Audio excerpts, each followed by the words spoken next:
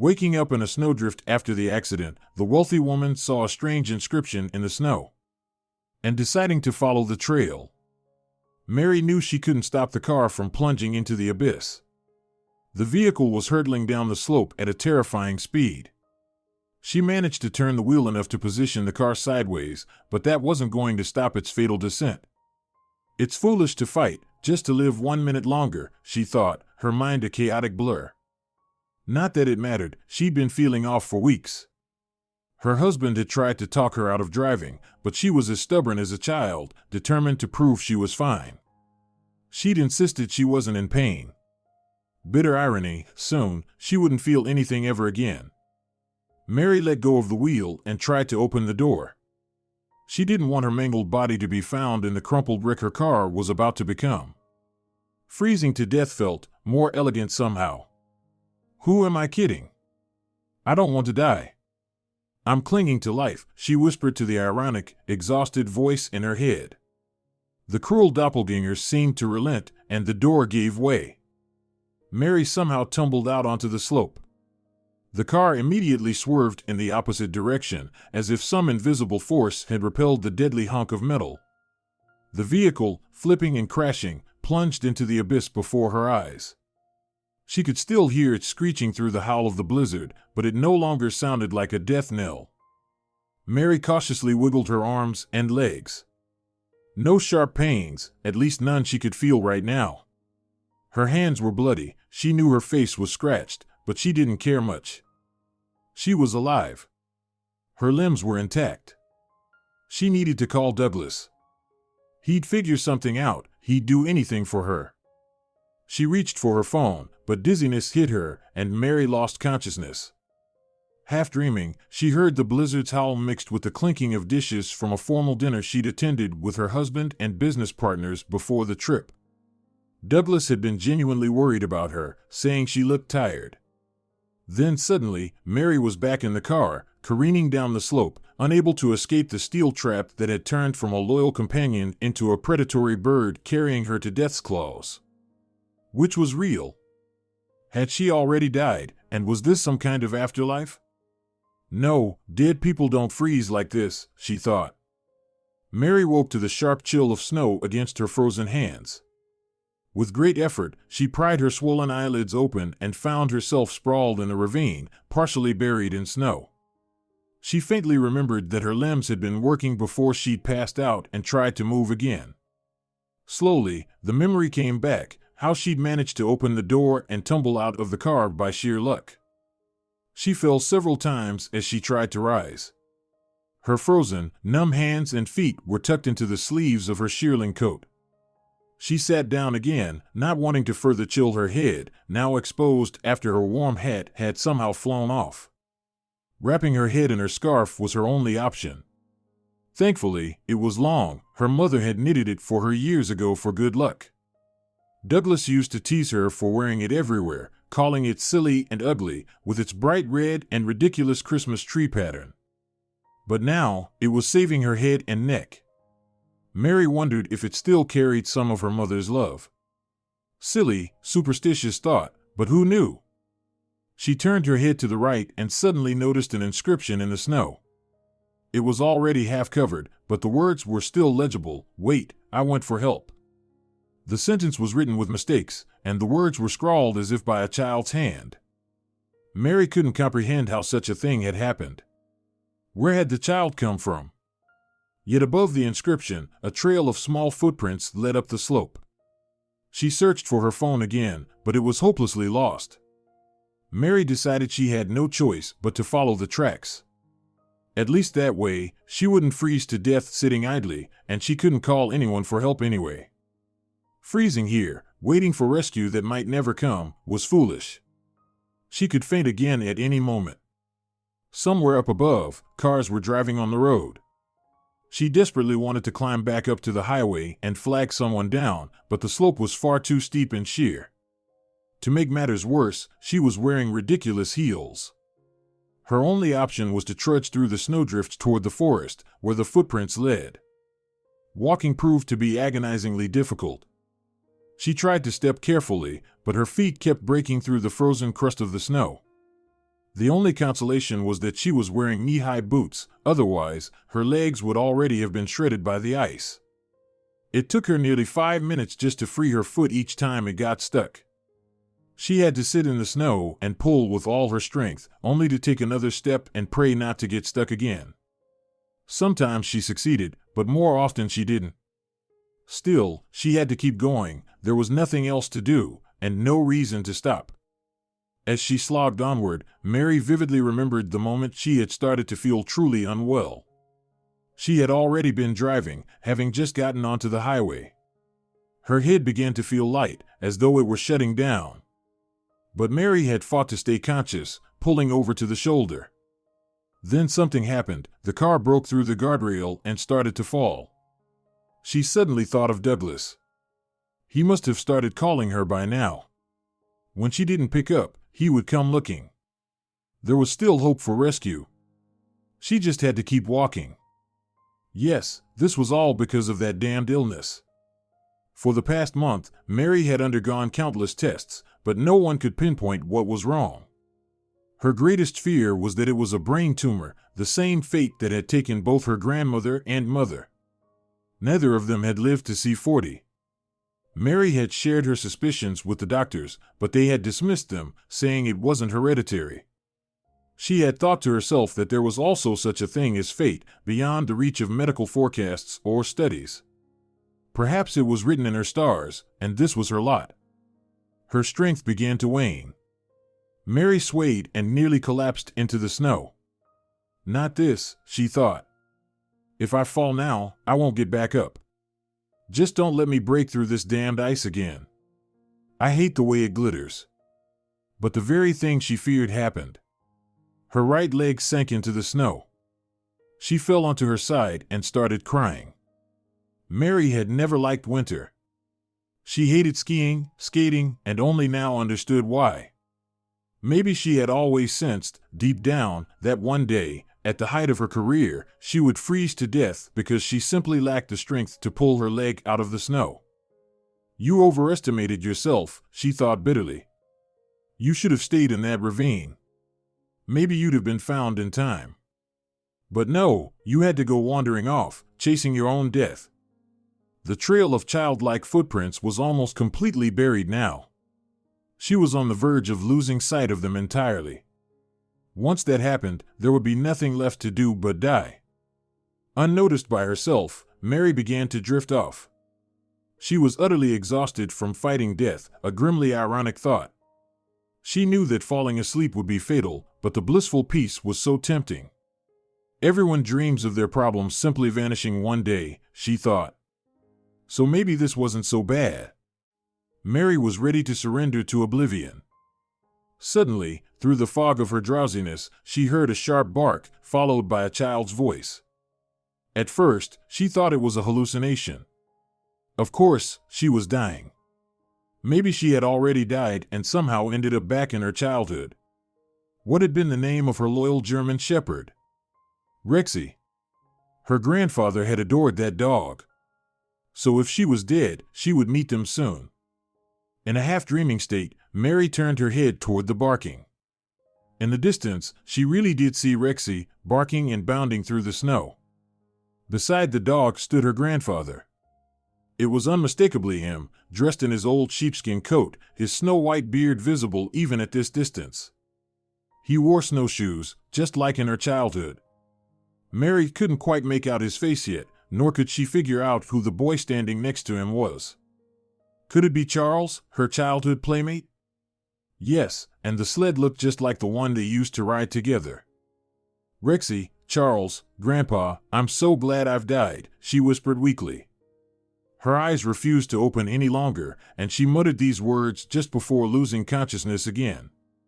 She's delirious, frozen stiff, and in shock. Help me lay her down carefully, boy, said the elderly man. I'm not a boy, Grandpa. How many times do I have to tell you that? The boy replied indignantly. Charles, instead of arguing, grabbed my coat. We won't get her to the cabin alive otherwise, the man said again. There, you see, it is Charles. That means I'm dead, Mary thought. Yet something about the old man's voice struck her as different. And Rexy. The dog wasn't nuzzling her the way she used to.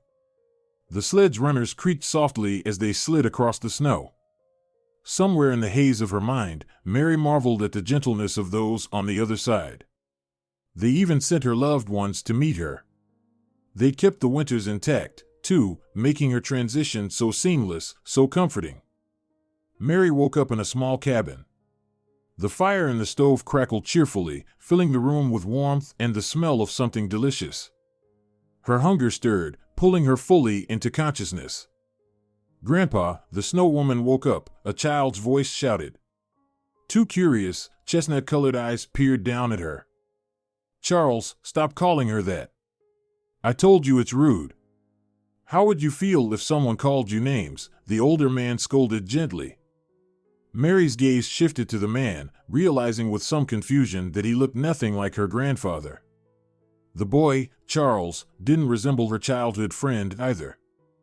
Her eyes wandered to the dog lying near the stove. It was a large, regal-looking dog with gray fur. But aside from its size, it bore no resemblance to her Rexy. "How are you feeling?" the older man asked kindly. "I'm not sure yet. But I guess I'm alive," Mary replied, surprised at how weak her voice sounded. "That's good. You'll get better. Can't say for sure what happened, but it looks like you either took some strong medicine or were poisoned by something. Thankfully, I know a thing or two about herbs. The toxins will leave your body soon enough. My name's George. Used to be a gamekeeper. That boy over there is my grandson, Charles.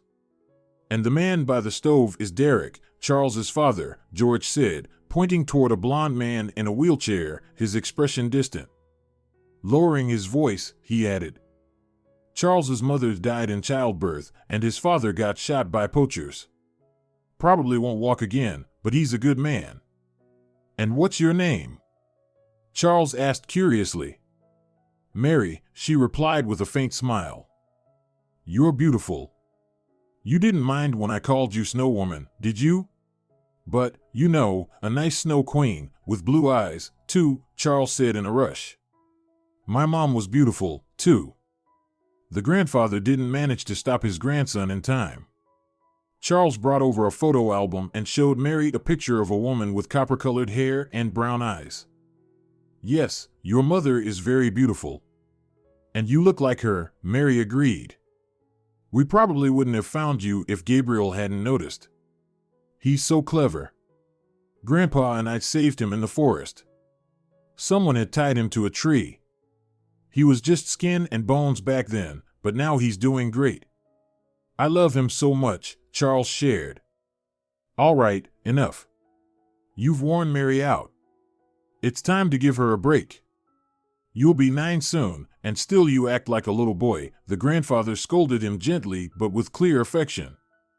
"Oh, it's all right. Charles tells stories so well. I had a dog in my childhood too, a German shepherd, and I loved them very much," Mary said warmly. "Even so, you need to eat and rest afterward. Otherwise, how are you going to recover?" The grandfather brought over a metal bowl filled with a fragrant stew. Mary managed to eat only a couple of spoonfuls. "I thought I was hungry, but I guess not," she said, disappointed. "That's okay. It'll come back gradually. As the saying goes, if there's a skeleton, the rest will grow," George replied with a smile. "That's true, my grandfather used to say the same thing," Mary said, brightening up. She took a couple of sips from the thermos George handed her. The liquid inside was so strong and tart it made her wince. Mary shook her head. "Yeah, I know, it's tough, but you do want to live, don't you?" "Yes."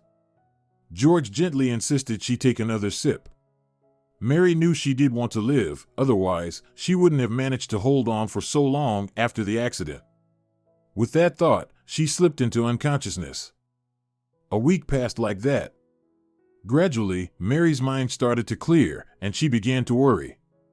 Douglas must be losing his mind, but there was no cell phone in the cabin, only radios for local communication. The old gamekeeper promised that once the heavy snowstorms passed, he'd let someone know she was alive. Now Mary understood that what she saw, the children's footprints and the message in the snow, hadn't been a hallucination. Little Charles really had found her. He saw the car tumbling and ran to check if someone needed help. He's a kind boy, but he took a big risk, George sighed. He takes after his father. Derek, too, got mixed up with poachers and ended up with a bullet for it. I told him not to get involved, that he should just find another job. Dad, you make it sound like it's her fault somehow, Derek interrupted. Derek rarely joined conversations. Usually, he'd sit in quiet thought, working on something with his hands, but it seemed he didn't like how his father-in-law was painting him as a martyr. Derek speaks up at last. Don't be surprised that he calls me Dad. He's from an orphanage, so I really am like a father to him. And Derek is like a son to me, George said, tearing up a little. By any chance, could you help Charles improve his language skills? He seems to like you, but his teacher is rather unpleasant. She thinks he's not very bright. He used to get CS, but now he's barely scraping by with DS, Derek said, clearly trying to steer the conversation away from George's endless stories of family suffering. My mother was a literature teacher, so of course, I had to know the subject well. She was a perfectionist and believed that the daughter of a teacher should know the material better than anyone else. Mary smiled and decided she would gladly help the boy improve his studies. Charles studied eagerly, hanging on every word of praise. He constantly asked her, "Do you really mean it, or are you just being kind?" Mary was always sincere and only praised him when he truly earned it. It wasn't difficult. Charles showed a great deal of enthusiasm. In less than a week, he was consistently earning B's again and confidently declared that the teacher only withheld A's out of spite. But soon she won't have a choice, he added. I'm already doing better than anyone else in class. One day, when Charles was at school, George said to Mary, "Listen, I understand this is an unpleasant topic, but have you considered that the car accident might not have been an accident? Is there anyone who might have wished you harm?" The question left Mary stunned. The idea had never even crossed her mind. "No, what are you saying?" "My husband loves me, and my business partners are decent people," she replied. "But someone tried to poison you. Otherwise, how do you explain the toxins in your system? You told me yourself you hadn't taken any medications. Besides, you have a business, and money always attracts people, not always the good kind," the old man sighed. "You know, we have a hereditary illness in my family. My grandmother had it, and so did my mother. When I started feeling unwell a month ago, I blamed it on that. It never occurred to me to think about poisoning." The very thought that someone might have wanted her dead was deeply unsettling to Mary. "Well, I'm no doctor, anything's possible. But you should think carefully about this. The snow will be cleared soon, and you'll recover, but is it worth rushing back?" "Here, you're safe," George said gently.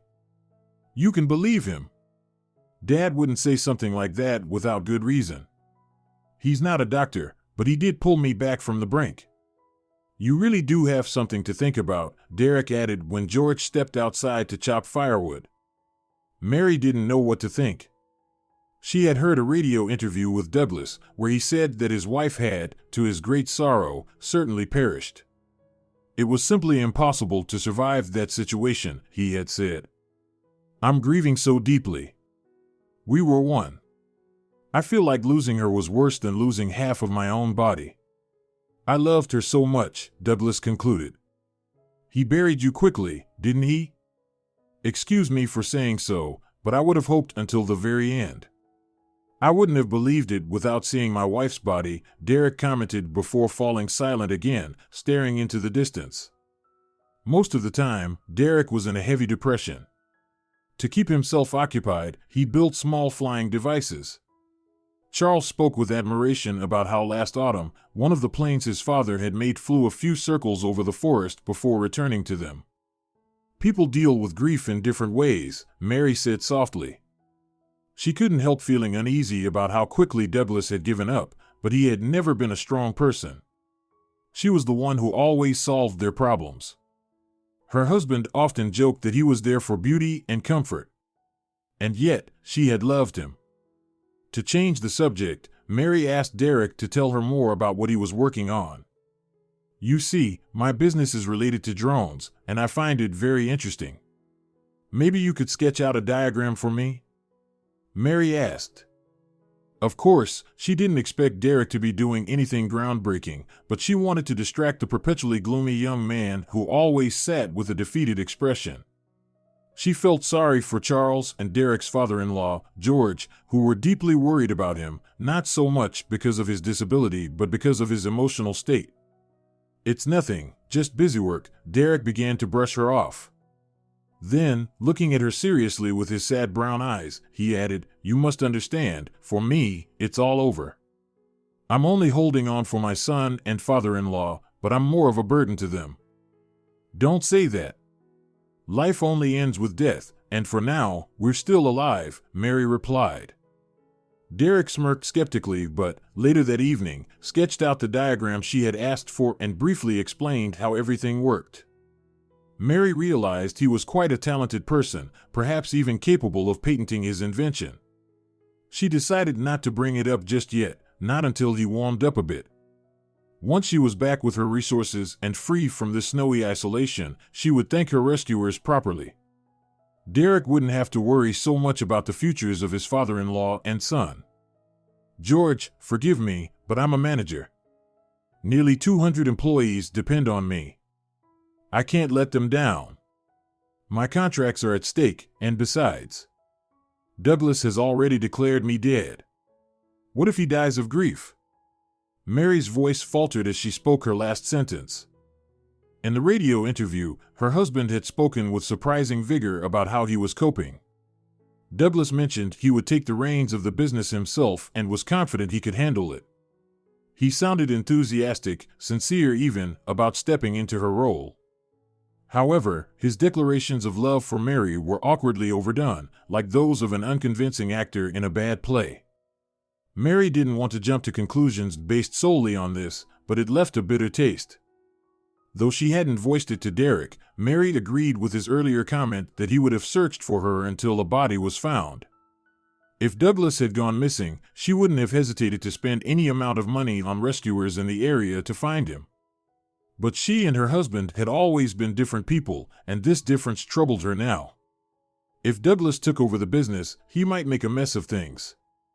He'd never had a good business sense and often came up with foolish ideas. Mary, you're absolutely right, but I'm not letting you go out there. You'd just get lost in the forest. You have to live here for years to know how to navigate in such a snowstorm. I, on the other hand, can make it to the nearest settlement on snowshoes and call your Douglas from there. I'll tell him you're alive and give him the coordinates, George said.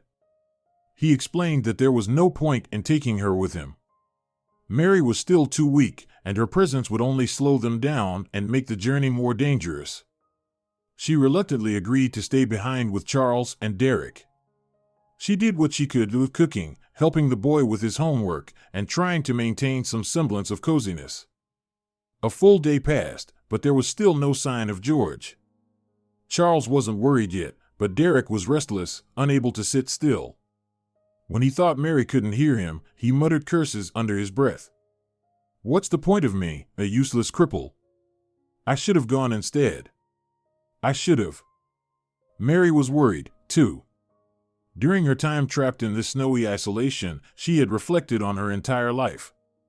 She tried to understand why this had happened to her. She longed for personal happiness, a child, but she'd never even had the courage to adopt one, despite having the financial means. With Douglas, she had to admit their relationship, though smooth, was rather superficial. Her husband had long since stopped asking what she thought or felt, and if she asked him such questions, he would just brush them off with a joke.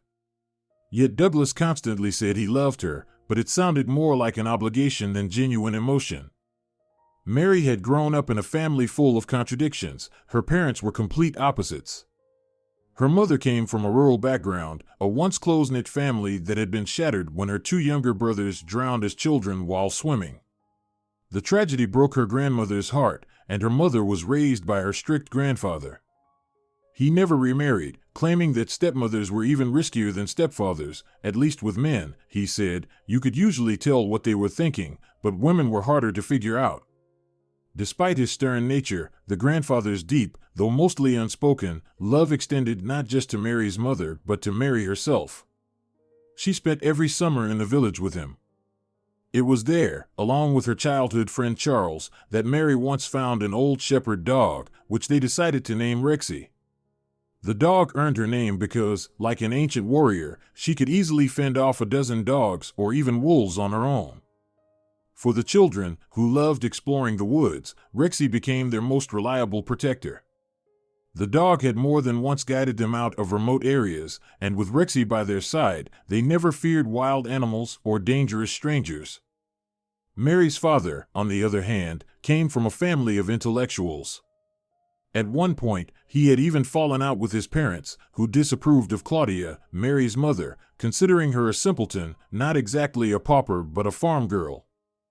Think about it, Kenneth, what kind of children will you have? His mother had said when he announced his decision to marry Claudia. Claudia is expecting a child, and I love her. Whatever happens, happens. Life is short, and I don't want to spend my old age sitting alone in an empty apartment, Kenneth replied. His mother had done exactly that, given up her great love, stayed single until she was 40, and then married a respectable but unloved man with whom she had a son. Kenneth didn't want such a formal, emotionless relationship. He wanted to build his life around love. Mary's father had once been full of promise, expected to become a diplomat like his own father and inherit a luxurious apartment in the city center. But by choosing to marry Claudia, a farm girl, all that inheritance went to his older sister from his father's first marriage. Mary barely remembered her paternal grandmother. She had seen her only once, a neatly dressed, petite blonde woman with pursed lips, who looked at 10-year-old Mary with disdain. "And what are you interested in, child?" the grandmother had asked. "My name is Mary." "Are you my grandmother?" Mary asked in return, confused by the word child, as no one had ever referred to her that way before. The elderly woman wrinkled her nose with distaste and asked Mary to call her Madame Caroline. She handed the girl a set of colored pencils and a coloring book. "I like spending time at Grandpa's village the most. He loves me," Mary tried to explain, hoping to share her joy about Rexy and the simple pleasures of rural life. She thought that if she tried hard enough, she could melt the icy fortress that was Caroline. Somewhere under that haughty exterior, there must be a real grandmother, Mary believed. But her efforts were in vain. Caroline coldly remarked, "Well, Kenneth, this proves my point. Next, it'll be drinking and debauchery. Your father and I made the right decision." "But, Mother, Mary is the spitting image of you, can't you see?" Kenneth countered. "Ah, it's just a trick of nature, a purely superficial resemblance," Caroline said dismissively. The last word Caroline uttered was overly affected, almost theatrical. Afterward, Mary's father spent a long time explaining that her grandmother was a peculiar woman, but that eventually their relationship would improve. They were family, after all. However, nothing improved. Mary saw Caroline a couple more times, on New Year's and for her birthday. Each time, Caroline handed her generic gifts, asked no questions, and behaved as if interacting with Mary was a distasteful obligation. Mary's father became an engineer at a factory, and until she was 14, her parents were reasonably happy. Then one day, her mother said, "You're going to have a little brother soon."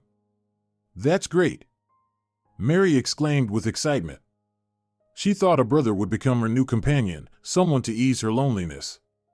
Charles, her only friend, had moved away from the village, and she no longer saw him during the summers. He barely wrote anymore. At school, Mary had no friends. The girls considered her too eccentric, and her tendency to bluntly call out anyone who lied earned her plenty of enemies, not only among her classmates, but also some teachers. On top of it all, Mary was a top student, which made others quietly resent her, branding her as a know-it-all. Even old Rexy, her loyal dog, had passed away a few years earlier, followed a year later by her grandfather. A little brother seemed like exactly what she needed. But her mother's labor began far too early, as her father explained later, and the baby didn't survive. Afterward, her mother's health rapidly declined, her brain tumor worsened. The doctors said the tumor had likely accelerated due to stress, and soon Mary's mother was gone. Before she passed, her mother shared a chilling reflection, saying the same thing had happened to her own mother after the drowning of her brothers. She warned Mary to be cautious.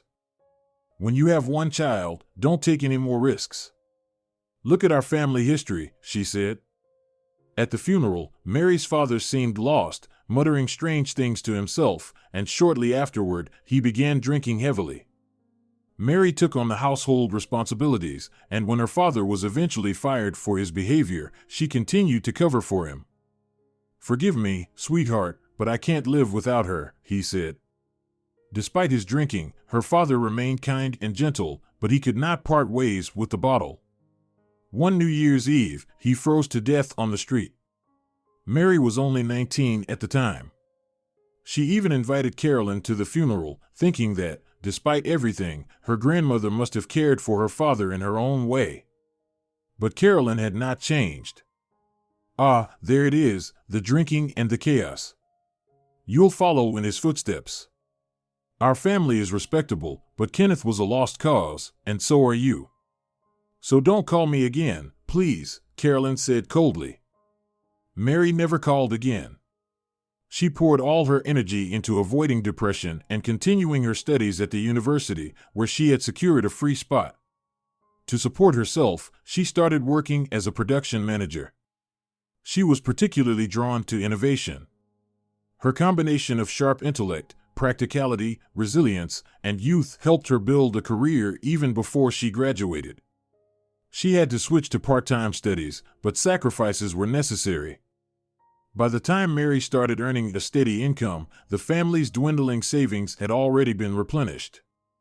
With her first earnings, she commissioned proper gravestones for her loved ones, her grandmother, grandfather, brothers, parents, and unborn baby brother, and regularly tended their graves. It was a bittersweet chapter of her life, but it was hers, and she embraced it. It was at the cemetery that Mary met Douglas. He had just buried his father. By then, Mary was already a department head. When the thin, narrow-shouldered brunette with a weak chin and gray eyes confessed he hadn't been able to find a job in years, Mary decided to hire him. It wasn't love at first sight, far from it. She offered him a paper-pushing administrative role, one that required little more than punctuality and following instructions. Douglas, to his credit, excelled at both and seemed genuinely grateful. For her birthday, Douglas gave her a bouquet of roses. At the time, Mary had just ended her only romance with a rugged peer who had deceived her by being married and had no intention of divorcing his wife. So, Mary decided to give a chance to the attentions of this delicate and pleasant man, 10 years her senior. While Douglas might not have been a genius or a man of strong character, at least he had never lied to her. She accepted the flowers, and shortly after, Douglas completely won her over by telling her that he dreamed of becoming a father. Mary was already 28, and she had spent the past 3 years with the deceiver, who had no intention of committing to her life. She no longer wanted any more rugged heroes or moonlit walks. Mary yearned for a cozy, reliable family happiness, and Douglas seemed to be the embodiment of that. "Well, I don't know if I can have a child. You see, there are some issues, health-wise," she confessed to him right away. "It's all right, after all, you can adopt. Whoever raises the child is the real parent. You know, I grew up in an orphanage and I never felt abandoned. I was always the most loved." This story completely won her over. When Mary met her fiancé's mother, Amber, she was utterly charmed. The woman was literally obsessed with her son, showing off all his childhood photos. She even kept school awards for the most trivial reasons. For example, there was a certificate on the wall of her son's room confirming that in 3rd grade, he had made the best clay rabbit. There was also a medal for participating in a skiing competition. The place wasn't mentioned, just the Audience's Choice Award.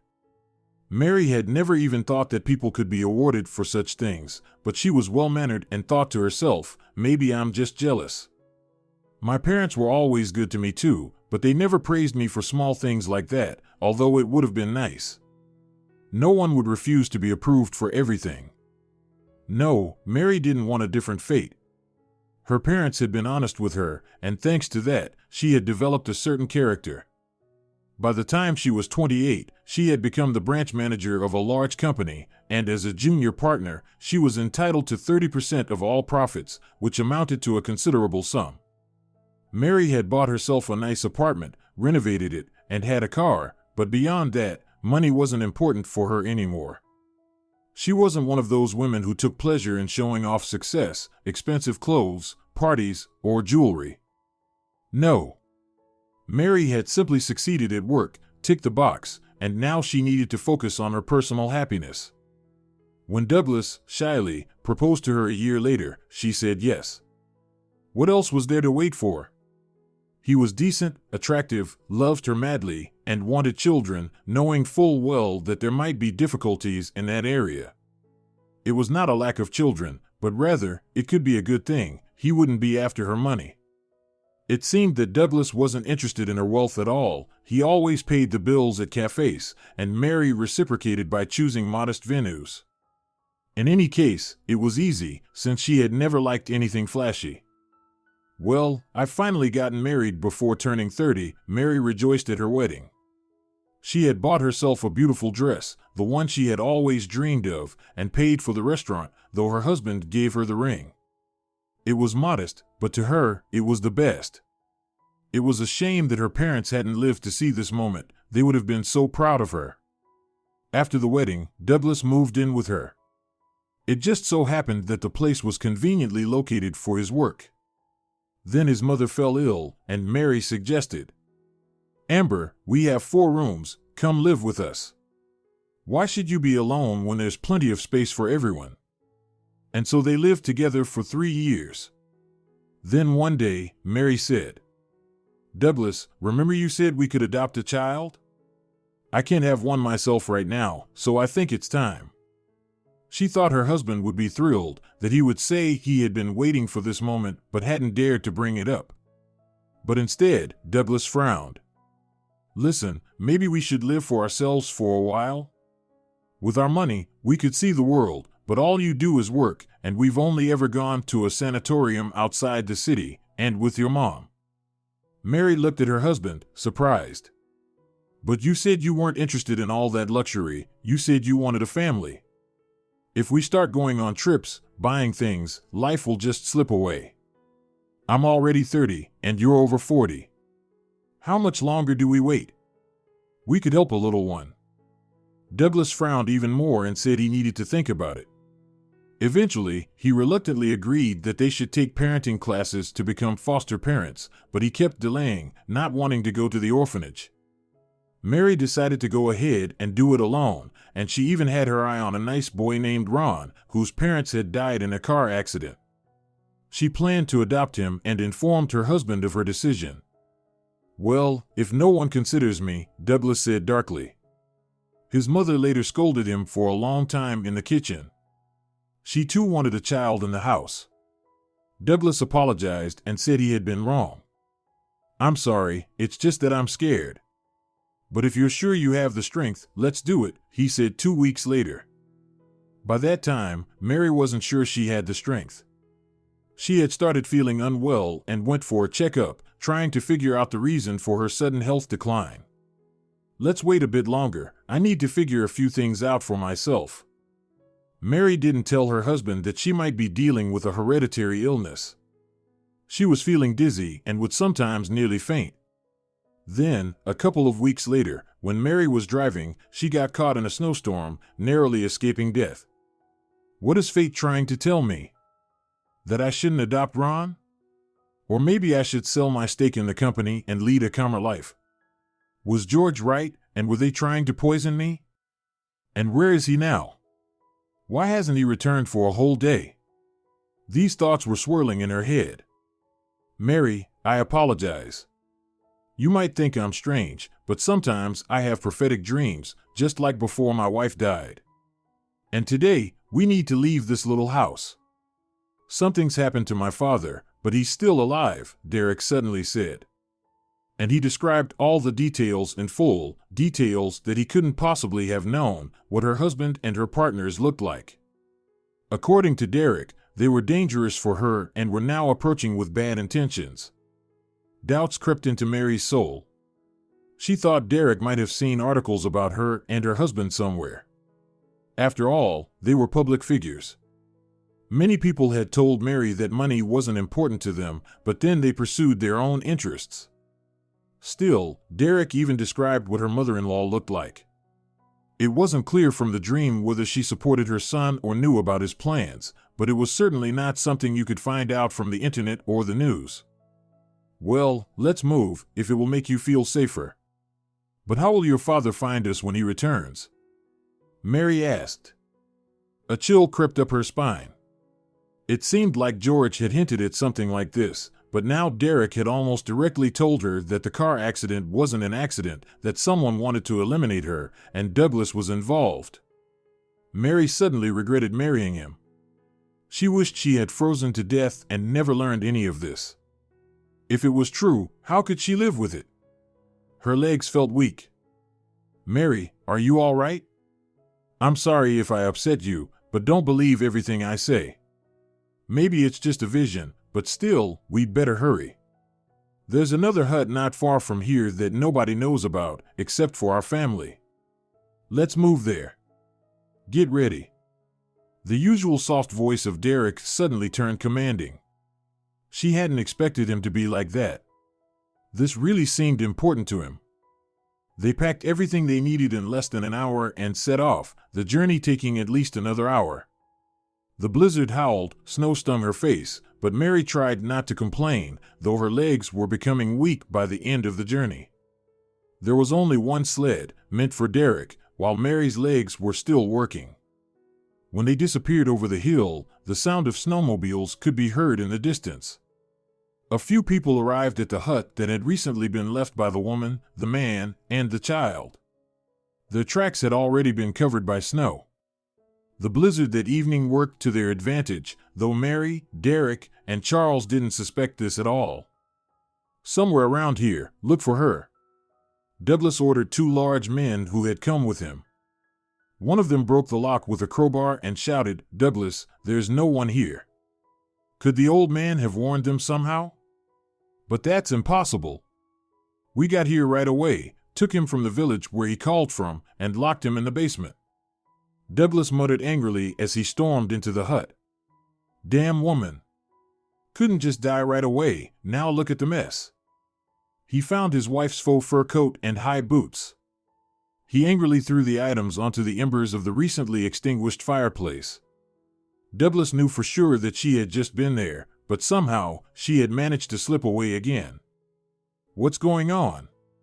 Why the hell did I poison Mary for an entire month with a special drug that kept her constantly down and sometimes foggy, not really knowing what she was doing?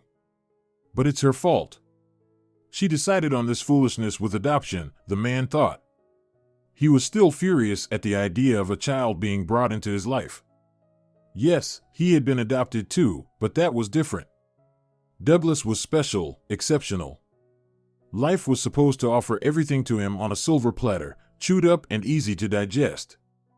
Caring parents, a rich and kind wife, an obedient, passionate mistress, this was what he deserved.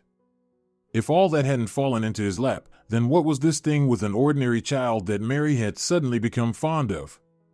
In fact, it wasn't just about that boy, whom his wife wanted to adopt. Margaret, his lover, had long been telling him to act more decisively and ask his wife for a position where he could manage bigger sums of money.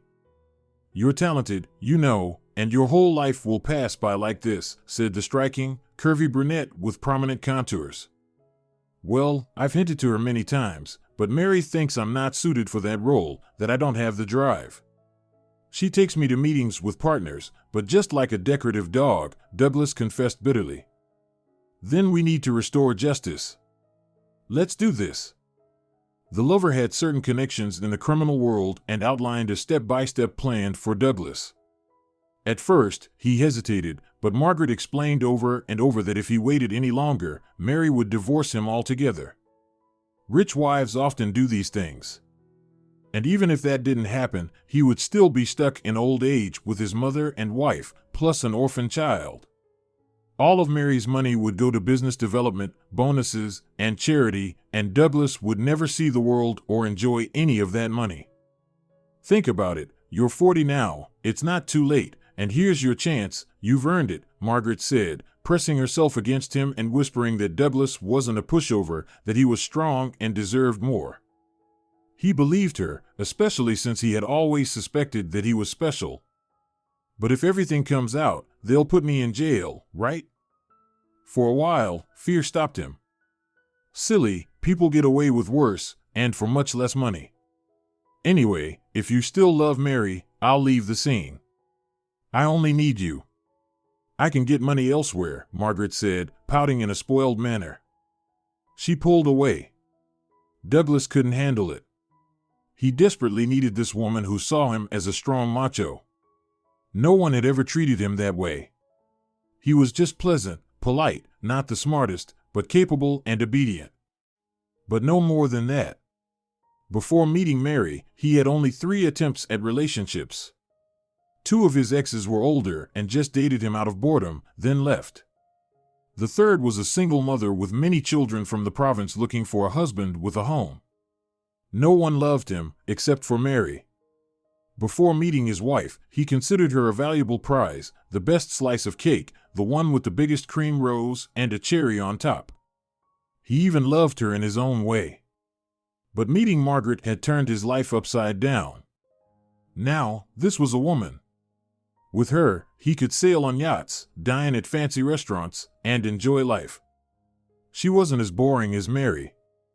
For a while, Douglas tried to balance having both a wife and a lover. But when Margaret gave him an ultimatum, he almost instantly chose the rich, exciting life full of passion and adventure. Mary heard the sound of snowmobiles. When she helped Charles get his father to the hut by the marks Derek had shown, she quickly returned. She managed to see her husband throwing her charred clothes onto the snow and angrily stomping on them. The binoculars she had taken allowed her to see all of this from her hiding spot. Mary felt bad that she couldn't hear anything. But it was clear enough that this wasn't a grieving widower. What did Douglas do to George? I have to help him, she thought. Before her eyes was an unfamiliar, furious expression on her husband's face. Douglas looked like a jackal whose prey had been stolen right under his nose. And his companions weren't exactly pleasant, friendly volunteers either. When Mary returned, she told Derek everything. I have to go save your father-in-law. He got into this mess because of me. But there's no one else, you understand. You know, I'll send Charles with you. And not to your husband, but to the nearest police station. Did you notice that the storm has passed? I think everything will be fine. When I was healthy, I used to take him to the forest often. And Gabriel will go with him. With the dog, he won't get lost, Derek said decisively. He then explained that it was too dangerous for her to search for her father-in-law alone. He could have handled it if his legs worked. But a woman, especially in her condition, couldn't go alone. Charles carefully listened to his father's instructions and reacted with enthusiasm. Dad, I won't let you down. It's not that far to the nearest village. I'll go to Uncle Miggy's place, your friend. He's the head of the station now, right? Yes, that's fine. And give him this note. To avoid traumatizing the child, Derek didn't tell him any details. By evening, Scott arrived and said the guys had left. Early the next morning, George was already home. He had been released. He needed to give testimony, so he had to stay for a while. Mary also participated in the subsequent interrogations and found out that while she was gone, all the money had been withdrawn from the accounts. It was clear that someone close to her husband had helped him. The police couldn't figure out who Douglas was protecting. You know your husband well. Did he show anyone, special attention? Asked Scott. I never thought about that back then. Well, Douglas would visit different departments, but it seemed like he treated everyone the same, Mary admitted. All right then, try to figure out who it might be. This is your task, the officer said. He had already been involved several times in the couple's arguments. Mary accused Douglas of being a traitor, while her husband said she had forced him into it because she didn't respect him. Clearly, these conversations weren't getting them anywhere. Douglas either feared someone a lot or loved them. But there was no way he would take all the blame on himself for no reason. It was important to figure out his motives. The officer thought that the company's owner would likely be able to identify who was involved. Sorry, but I have to put you on indefinite leave for now. There's no money to pay salaries. I'll understand if you decide to resign, and I'm sorry it turned out this way, Mary informed the staff. The employees reacted in different ways. Some thought of her as a cunning rich woman who had orchestrated everything on purpose, others sympathized. A few doubted and hoped that things would eventually get better. But only Margaret, one of the accountants, had an unusual reaction. She had never been close to Mary before, but now she said, "Well, it's about time you're planning to lock your husband up. I never liked him. Let me tell you, this Douglas never wished you any good." Mary didn't say anything out loud, but she thought to herself that she hadn't mentioned anything about the threat from her husband. Information about the investigation was kept secret. It was only known that he was involved in embezzlement, but no one could say for sure what had happened. Mary pretended to believe Margaret and had a heartfelt conversation with her. However, she passed on information about her strange behavior to the police. Just a few days later, it was confirmed that the woman had criminal connections. That was when Mary remembered that it was her husband who had asked to hire Margaret. He even mentioned that she was his relative, but at work, they never showed any signs of affection toward each other. Yet, the police said that Douglas had confessed to everything, and Margaret would have to answer for her actions. Mary had to take a risk and present a version of events as if it had already been proven. The woman got scared and started shifting the blame onto Douglas. "I always knew he was a weakling. I shouldn't have gotten involved with him. He's afraid of his own shadow, not a man," Margaret said. Strangely enough, it was these words from Margaret that made the biggest impression on Douglas, not the fact that she tried to pin all the blame on him. "So she didn't love me?" he asked in surprise, as if something inside him had dimmed. There was no longer any spark or desire to grab his piece of life. He confessed to everything. It turned out that his mistress had transferred the money to offshore accounts, and it was impossible to get it back. Margaret had set everything up to make it look like she had bought a business abroad, but it turned out to be a scam, and the money disappeared. "Well, she's a sly fox. I can't help much more now, Mary. Looks like you'll have to start over," Scott said. "Well, the main thing is that I'm alive," Mary sighed. She still had her apartment. Her mother-in-law apologized profusely and moved back to her place. She turned out to be a decent woman and wished Mary to find her own happiness. Mary decided to continue the adoption process for Ron. Yes, she wasn't rich anymore, but she still had savings and a home. Many people earn as much in their lifetime and are proud of it. Mary decided to help the family who had saved her without delay. She sent the sketch of the aircraft she was interested in to the Inventors Bureau competition. She had to pay to have the documents properly processed, but that was the least she could do. It turned out that Charles hadn't just witnessed her car's crash, he had gone out to check one of his father's models. It needed to be tested. "And while we wait, move in with me. Enough of living in that cabin, Charles is growing up, and I'm expecting a new addition soon." She mentioned that she was planning to adopt a child around the same age as the boy, with whom she had already become very close. "I'm not going to wait for better times." Derek resisted the longest, but when George explained to him that his friend had found doctors who could perform surgery on him, Derek agreed to move to the city. Especially since Charles only talked about Mary, and he himself missed her, though he didn't want to admit it. George, as Mary had asked, didn't mention that she had invested a significant portion of her savings to make sure the surgery was done by the best doctors. That was their secret. The elderly man could see that Mary and Derek liked each other, and he decided that sometimes the path to happiness is winding like that. The main thing was that everything would turn out fine in the end.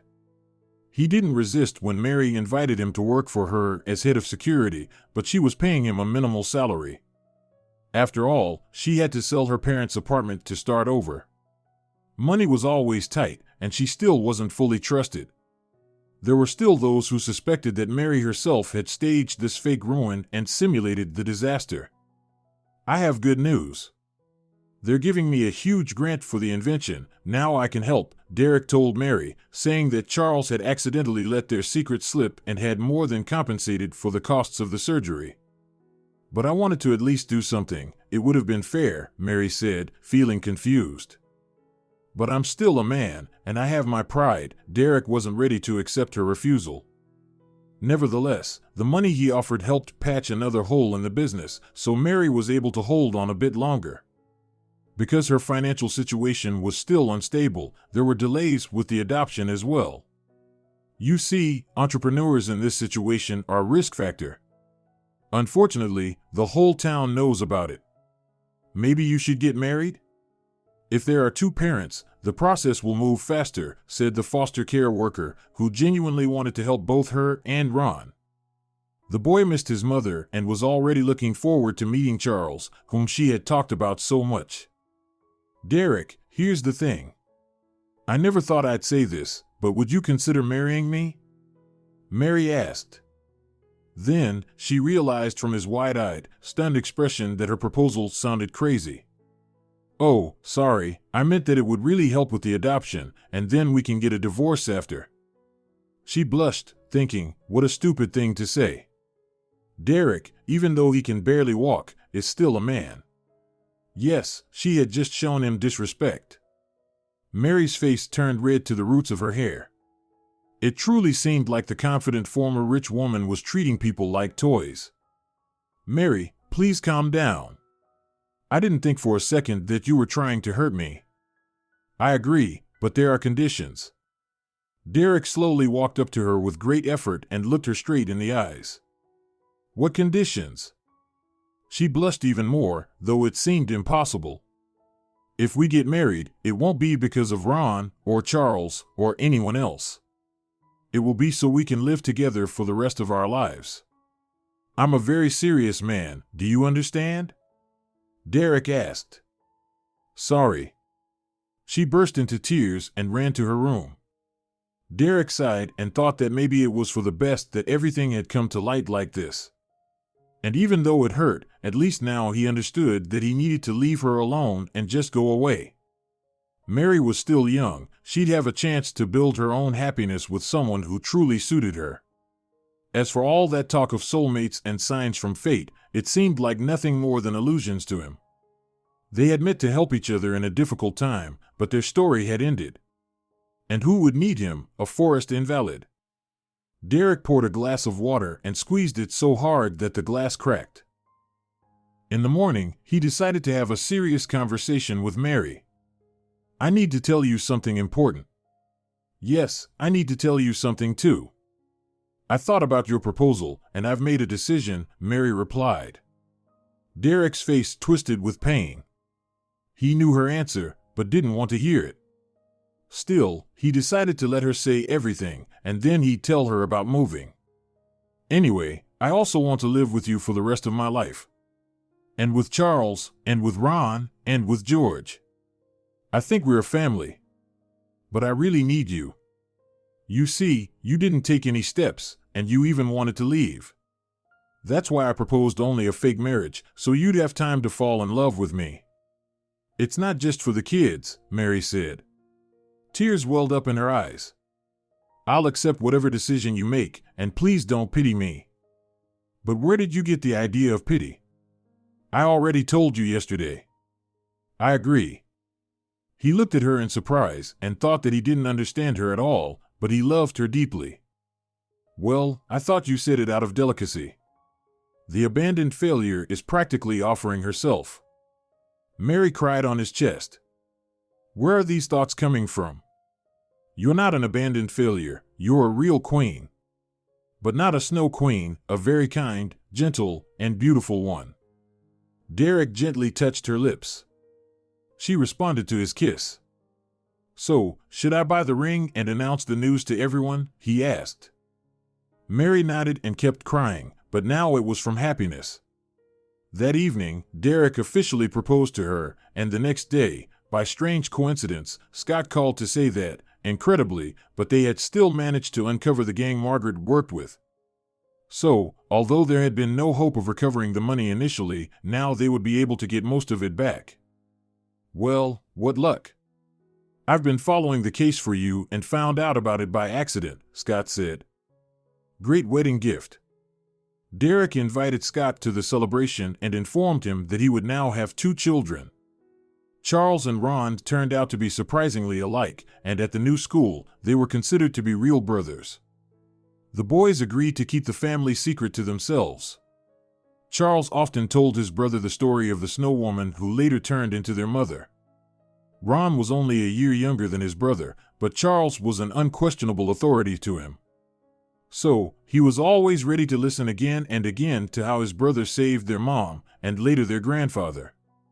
And Gabriel had also been saved once. Little Ron was lucky not only with his parents, grandfather, and dog, but also with Charles. And their mom said they were going to have a sister. If you enjoyed the story, please support it with a like and a comment. All the best to you.